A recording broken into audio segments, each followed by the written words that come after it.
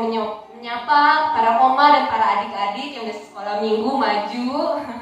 Gimana kabarnya di rumah? Pasti dalam pemeliharaan Tuhan semua, bukan? Sehat semua. Bagaimana juga dengan Vinka? Baik, dengan Alvin? Dahsyat, luar biasa. Yes. Semua aman dalam lindungan Tuhan, dalam pemeliharaan Tuhan. Oh ya, sebelum itu saya boleh ya membagikan firman Tuhan yang saya dapat dalam renungan pagi saya yang saya pikir ini cukup menguatkan apalagi di saat-saat seperti ini. Saya mau membagikan firman dari 2 Korintus 4 ayat 8. Dalam segala hal kami ditindas, namun tidak terjepit. Kami habis akal, namun tidak putus asa. Saya lanjut ke ayat 16. Sebab itu kami tidak tawar hati, tetapi meskipun manusia lahirnya kami semakin merosot, namun manusia batinnya kami dibaharui dari sehari ke sehari. Walaupun di rumah aja, walaupun dalam kita masuk musim yang seperti ini, saya mengamini firman yang di sini. Dibilang terjepit, tapi kita tidak pernah terjepit. Pujian kita, iman kita, kepercayaan kita kepada Tuhan tidak terjepit, malah kita semakin meloncat. Kita mengendarai di atas keadaan ini seperti Tuhan kita yang luar biasa besar, bukan? Amin. Oke. Kita sebelum mulai, mari kita doa dulu, oke? Mari kita bersatu dalam doa. Mari kita satukan hati kita. Bapa yang bertata dalam kerajaan surga, terima kasih untuk hari ini, hari Minggu ini kami boleh masuk lagi di minggu yang baru ini. Ini semua kasih karunia Tuhan. Terima kasih juga Tuhan, Kau telah naik ke surga, Kau telah menyiapkan tempat bagi kami, dan Kau tidak membiarkan kami seperti anak yatim piatu Tuhan yang Kau tinggalkan, tetapi Kau selalu setia bersama dengan kami di setiap musim hidup kami. Sebentar kami akan masuk dalam ibadah kami mau mulai Tuhan dengan pujian kami Tuhan yang terbaik. Kami mau siapkan hati kami biar Kau boleh melayakkan kami datang Tuhan ke hadirat-Mu Tuhan, karena hanya Kau yang layak dipuji dan disembah. Kami serahkan ibadah ini Tuhan dari awal, pertengahan hingga akhir. Dalam nama Tuhan Yesus kami serahkan ibadah pada pagi hari ini. Amin. Mari nyanyikan tinggi nama-Mu dipuji.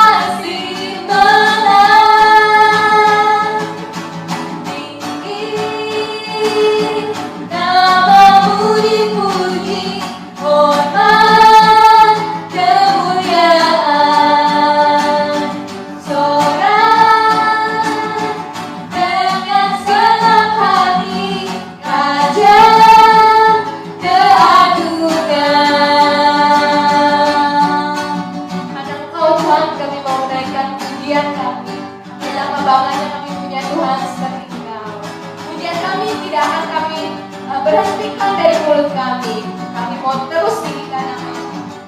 Biarlah nama-Mu dipuji dan ditinggikan. Sekali lagi kita nyanyikan, tinggi nama-Mu dipuji. Tinggi nama-Mu dipuji, hormat kemuliaan. Sorak dengan senang hati, Raja keagungan. Sekali lagi tinggi. Nama-Mu dipuji, hormat kemuliaan.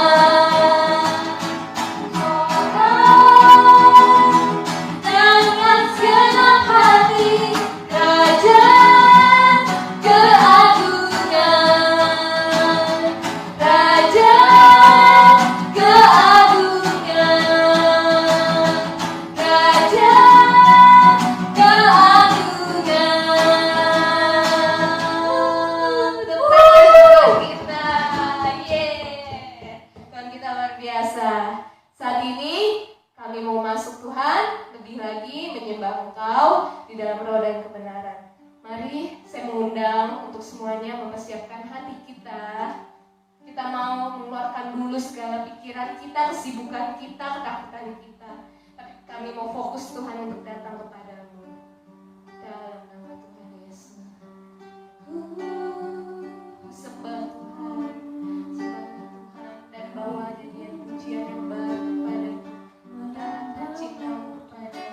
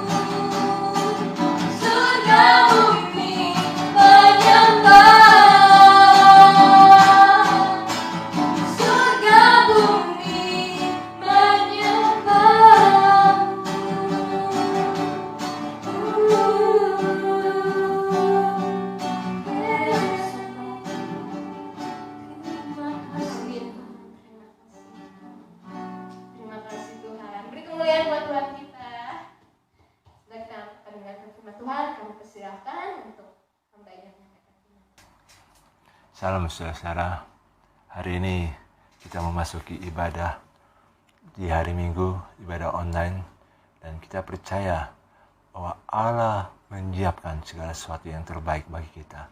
Walaupun kita dalam ibadah online tidak bertatap muka langsung, tapi saya percaya Tuhan menolong Bapak, Ibu, dan Saudara. Tidak ada yang mengalami sakit penyakit, tidak ada yang mengalami masa-masa yang memang tidak mudah. Tapi kita percaya bahwa Tuhan selalu memberikan yang terbaik pada masa kini. Sebelum kita membaca dan merenungkan firman Tuhan, mari kita berdoa terlebih dahulu. Bapa, kami berdoa supaya Roh Kudus menolong kami untuk semakin mengerti rahasia-rahasia firman Tuhan. Dalam situasi seperti ini kami tahu bahwa banyak hal yang tidak kami mengerti. Tapi kami tahu bahwa Allah turut bekerja dalam segala sesuatu untuk mendatangkan kebaikan bagi orang-orang yang mengasihi-Mu Tuhan. Kami berdoa supaya Tuhan sendiri yang menolong kami untuk semakin mengerti dan Roh Kudus bekerja dengan cara-Mu sehingga hati kami boleh semakin kuat dalam Tuhan. Dalam nama Tuhan Yesus kami berdoa. Amin. Saudara, mari kita belajar pada saat ini tentang pengalaman padang gurun. Padang gurun memang selalu kita ingat. Kesan pertama yang kita bicara padang gurun adalah bangsa Israel yang keluar dari Mesir dan menuju tanah Kanaan, dan mereka harus melalui padang gurun. Dan pengalaman mereka cukup menjadi pelajaran yang berharga bagi kita semua. 40 tahun. Namun pada saat ini kita bicara padang gurun bukan bicara soal bangsa Israel, tapi kita ingin berbicara soal ada orang-orang yang harus sebenarnya keluar jadi pemenang. Karena orang-orang ini adalah orang-orang yang menyimpan kepahitan dan juga menyimpan kegagalan. Dan orang-orang yang seperti ini harus keluar. Situasi seperti ini banyak orang yang mengalami kayak semacam kepahitan, kemarahan, dan juga kegagalan. Merasa dirinya sudah gagal dan merasa sudah harus hidup di padang gurun.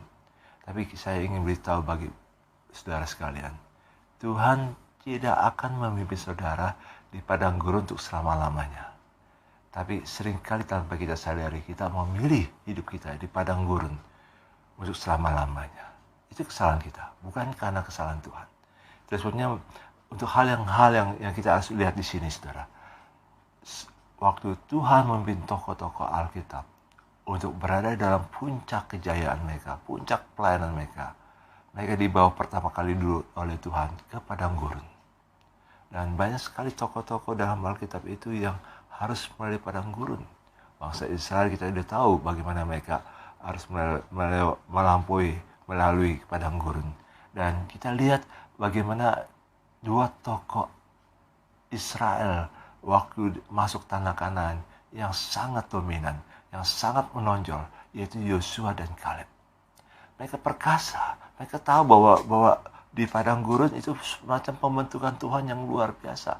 Mereka mengalami keterbatasan, mereka mengalami bagaimana ada ketidaknyamanan dalam situasi secara roh mereka juga, secara fisik mereka, keuangan mereka, semua serba terbatas. Merasa kayak ada kesendirian yang sangat besar. Orang-orang yang dibawa oleh Tuhan untuk mengalami padang gurun masa-masa hidupnya, itu merasa kayak ada kesendirian. Dia merasa kayak sepi dalam hidupnya, walaupun di tengah-tengah keramaian. Dan itu bisa terjadi bagi siapa saja. Khususnya saudara, kalau saudara percaya pada Tuhan Yesus, jangan berpikir Tuhan tidak pernah memimpin saudara untuk masuk padang gurun. Seringkali kita dibiarkan Tuhan, diizinkan Tuhan masuk padang gurun. Bukan sebagai hukuman Tuhan atas hidup kita, bukan. Tapi karena Tuhan sedang memproses kita untuk kita menjadi kuat dalam Tuhan. Justru di padang gurun itu, saudara, kita diajar oleh Tuhan untuk bergantung penuh kepada Tuhan. Kita tidak bergantung lagi kepada diri kita. Kita tidak bergantung lagi kepada orang lain. Tapi kepada Tuhan. Dan ini yang Tuhan mau dalam hidup kita. Dan sesungguhnya orang yang dipimpin Tuhan untuk melewati padang gurun pasti dikehendaki oleh Tuhan untuk mencapai puncak dalam hidupnya. Dan saudara dan saya dikehendaki oleh Tuhan untuk mencapai puncak. Dan kalau kita belum melalui padang gurun, kita akan banyak mengalami kelemahan pada waktu di puncak. Sebenarnya bersyukurlah kalau saudara yang pernah mengalami proses padang gurun, proses Tuhan di padang gurun. Nah, ada pembentukan karakter di padang gurun itu, saudara. Ada pembentukan karakter yang sangat kuat supaya kita memperbesar kapasitas kita. Dan itu yang tadi saya sudah singgung tentang Yosua dan Kaleb. Dan kita tahu bagaimana Yosua setelah dia masuk tanah Kanaan, dia merebut tanah Kanaan. Dia tidak takut dengan orang-orang bangsa-bangsa Kanaan, orang-orang raksasa yang ditakuti oleh orang-orang Israel sebelumnya. Tapi Yosua memimpin bangsa Israel merebut tanah Kanaan. Kaleb waktu dia usia 85 tahun, dia katakan, saya walaupun udah usia 85 tahun, tapi saya persis seperti 45 tahun sebelumnya. Dimana saya tetap kuat. Kenapa? Karena dia perkasa. Orang yang melalui proses pembentukan Tuhan di padang gurun, orang-orang tersebut adalah orang-orang yang perkasa di mata Tuhan. Dan dia tidak takut dengan apapun situasi yang dia alami. Dia tidak menyerah, dia tidak putus asa. Sebabnya kalau saat ini kita sedang mengalami masa-masa pandemi corona, tapi juga ada krisis keuangan. Saudara, saya ingin beritahu bahwa sebenarnya Tuhan sedang membentuk saudara untuk menjadi orang yang perkasa. Iman dan pengharapan dan kasih saudara semakin kuat dalam Tuhan. Dan sebetulnya jangan kita takut dengan situasi seperti ini. Mari kita belajar dari orang-orang yang juga gagal di padang gurun. Dan orang-orang yang gagal itu kita lihat di sini contohnya adalah Hagar dan Ismail. Karena mereka menyimpan kepahitan, mereka menyimpan kemarahan, sehingga itu berdampak bagi keturunan mereka. Nah, setelah mari kita lihat Hagar dan Ismail dalam Keluaran 21 ayat 14. Setelah Hagar punya anak, melahirkan anak Ismail bagi Abraham, terus juga tidak lama kemudian 16 tahun kemudian baru Sarah melahirkan Ishak bagi Abraham. Dan Sarah minta kepada Abraham, usirlah Hagar dan Ismail itu dari rumah kita. Dan mereka diusir oleh Abraham. Dalam Kejadian 21 ayat 14 dikatakan demikian. Keesokan harinya pagi-pagi Abraham mengambil roti serta sekirbat air dan memberikannya kepada Hagar. Ia meletakkan itu beserta anaknya di atas bahu Hagar. Kemudian disuruhnyalah perempuan itu pergi, maka pergilah Hagar dan mengembara di padang gurun Berseba. Artinya Hagar dan Ismail diusir oleh Abraham. Dan mereka harus mengembara di padang gurun Berseba. Dan mereka menetap di sana, saudara. Mereka menetap di sana. Saudara, kalau kita lihat di sini, hal yang membuat mereka jadi Hagar dan Ismail itu, mereka ada menyimpan satu kemarahan, kepahitan kepada Abraham dan juga kepada Sarah. Kenapa mereka diusir?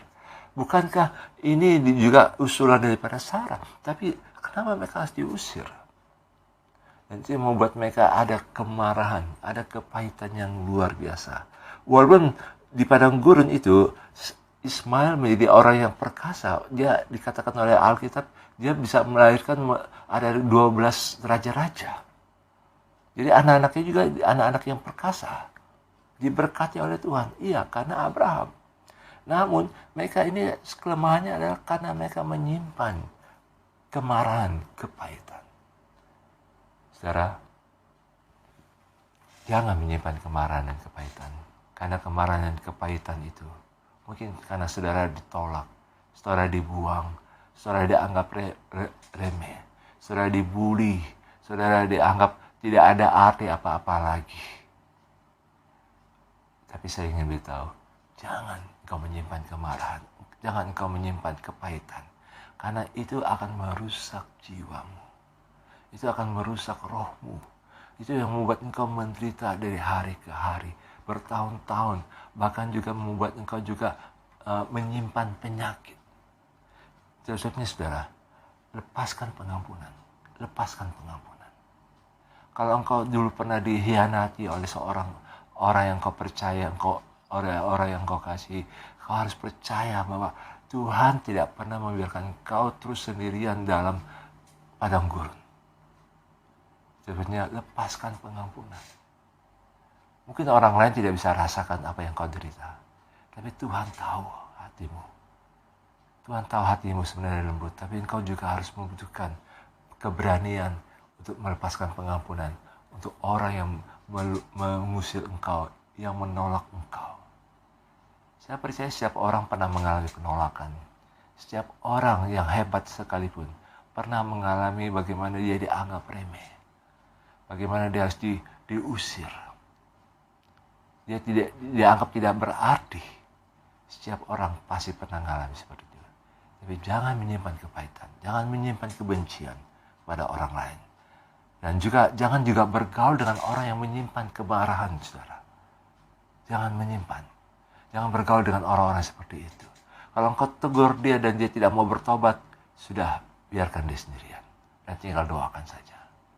Karena itu akan menyiksa hidupmu, akan membuat engkau jadi susah sendiri. Karena dia juga akan membenci engkau suatu saat. Maksudnya, untuk orang-orang yang seperti ini, saudara, kita doakan. Jadi, padang gurun juga membuat orang-orang seperti ini tidak akan bisa maksimal. Tidak akan bisa maksimal karena menyimpan kemarahan dan kebencian, kepahitan. Mari tinggalkan itu, saudara. Yang kedua yang kita belajar dari orang-orang yang punya pengalaman di padang gurun, yaitu orang Musa. Waktu Musa sebagai pangeran di Mesir, dia orang yang terpandang, dia orang yang sangat pintar sekali, cerdas. Dia dididik dengan sangat baik sekali di Mesir. Tapi pada waktu dia membunuh orang Mesir, dia ada semacam ketakutan yang luar biasa dan akhirnya dia lari dari Mesir dan dia tinggal di padang gurun. Waktu dia usia 40 tahun, dia tinggal di padang gurun. Dan sampai usia 80 tahun, jadi selama 40 tahun dia tinggal di padang gurun. Dia hancur rasa percaya dirinya. Dia menjadi orang yang sangat skeptis, orang yang sangat pesimis dalam hidupnya. Dia pikir nasibnya hanya di padang gurun. Karena dia merasa gagal, pernah merasa gagal. Saudara, Musa ini mari kita lihat dalam Kejadian 3 Keluaran 3 ayat yang pertama, saudara. Keluaran 3 ayat yang pertama. Adapun Musa, ia biasa mengembara kambing domba Yitro. Yitro ini adalah mertua Musa. Mertuanya imam di Midian. Sekali ia menggiring kambing domba itu ke seberang padang gurun. Sampailah ia ke gunung Allah, yaitu gunung Horeb. Jadi Musa selama 40 tahun dia menjadi gembala domba Yitro, dan selama itu dia di padang gurun, dia merasa hidupnya tidak ada gunanya lagi, hanya menjadi gembala saja. Nah, pada saat seperti itu, waktu dia mengembalakan kambing domba mertuanya, tiba-tiba Tuhan mengunjungi dia dan Tuhan berbicara kepada dia. Makanya dalam ayat 6 dikatakan demikian. Lagi ia berfirman, Akulah Allah ayahmu, Allah Abraham, Allah Ishak, dan Allah Yakub. Lalu Musa menutupi mukanya, sebab ia takut memandang Allah. Jadi saudara, mari kita lihat di sini. Yang pertama, dia langsung menutup muka karena dia tahu bahwa dia nggak layak. Dia nggak punya harapan lagi. Dia nggak punya lagi masa depan karena masa depannya hancur dengan kegagalan dia masa lalu. Jadi panggilan dia gagal. Dan dia hancur. Tapi Tuhan katakan pada dia bahwa dia harus memimpin bangsa Israel keluar dari Mesir. Pada saat seperti itu, langsung Musa bilang, bagaimana saya bisa mengeluarkan orang Israel dari Firaun? Firaun itu, Mesir itu pada waktu itu adalah negara adidaya yang luar biasa, yang sangat disegani oleh kerajaan-kerajaan lain. Dan Musa berpikir, nggak mungkin saya bisa melepaskan bangsa Israel dari Mesir. Makanya waktu Tuhan katakan, aku mengutus engkau kepada Firaun untuk membawa umatku, dalam ayat 10, saudara, dari Keluaran 3 ayat yang ke-10. Jadi sekarang pergilah, aku mengutus engkau kepada Firaun untuk membawa umatku, orang Israel, keluar dari Mesir. Tapi ayat 11, Musa katakan demikian kepada Tuhan. Tapi Musa berkata kepada Allah, siapakah aku ini? Maka aku akan menghadap Firaun dan membawa orang Israel keluar dari Mesir. Jadi Musa langsung berbicara, aku ini nggak ada apa-apa Tuhan. Bagaimana aku bisa menghadap Firaun yang orang besar, raja yang perkasa, raja yang sangat disegani oleh kerajaan-kerajaan, oleh bangsa-bangsa, dan juga membawa orang Israel keluar karena dia tidak punya apa-apa. Tapi Tuhan katakan, aku mengutus engkau. Jadi saudara, Orang-orang yang seperti ini yang merasa dirinya gagal dan biasa hidup di padang gurun dan betah di padang gurun. Apalagi Musa bertah itu selama 40 tahun. Dia pikir nasibnya sudah hanya di padang gurun. Saya ingin katakan, Tuhan tidak pernah gagal dalam rencananya dalam hidupmu. Kecuali kalau engkau yang mengangkat tanganmu dan engkau katakan, Tuhan, saya tidak mau lagi.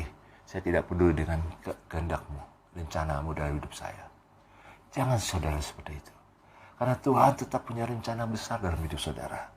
Saya tidak tahu apa rencana Tuhan dalam hidup saudara. Tapi waktu Tuhan menciptakan engkau dalam kandungan ibumu, Tuhan sudah punya rencana besar. Tuhan sudah punya pikiran-pikiran yang hal-hal yang besar dalam hidupmu.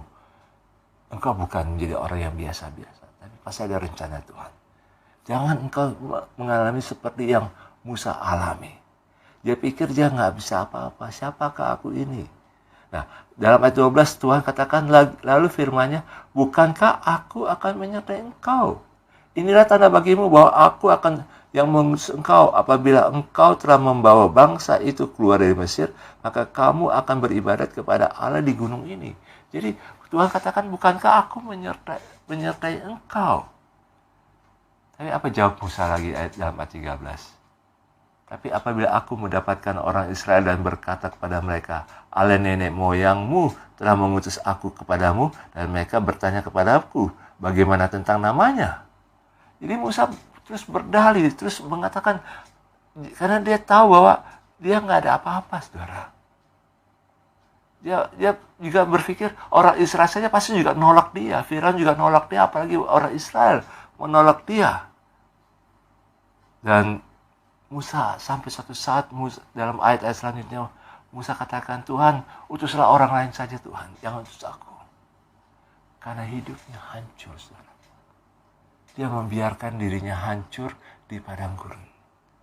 Saudara, kalau engkau merasa engkau pernah gagal dalam hidupmu, engkau gagal dalam usahamu, engkau gagal dalam pekerjaanmu, engkau gagal dalam rumah tanggamu, engkau gagal dalam bisnismu, saya ingin beritahu, Tuhan tidak pernah gagal dalam hidupmu.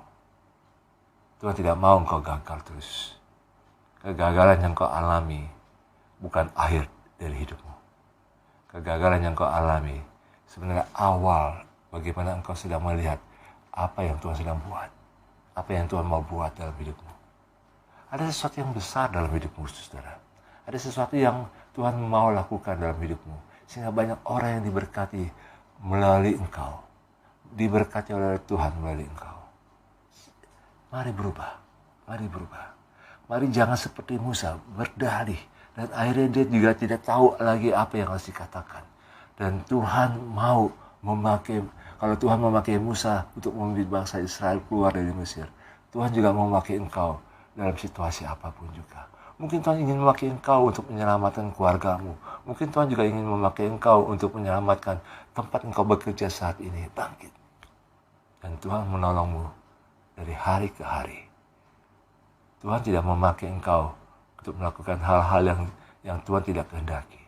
Tapi Tuhan mau memakai engkau. Karena dimanapun engkau berada, Tuhan pasti pakai engkau. Saudara, mari kita belajar di sini. Jadi padang gurun itu membuat kita juga mengalami hal-hal yang membuat kita berada di padang gurun karena ada kegagalan, ada kepahitan, ada kemarahan.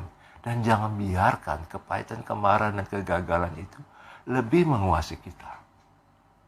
Bangkit bersama Tuhan. Lakukan. Dan biarlah engkau menjadi pemenang. Engkau keluar dari padang gurun dan menemukan panggilan hidupmu. Amin. Mari kita berdoa. Bapa, kami berdoa, biarlah engkau menolong kami untuk tidak menyimpan kemarahan, tidak menyimpan kepahitan, tidak menyimpan kegagalan demi kegagalan dalam hidup kami.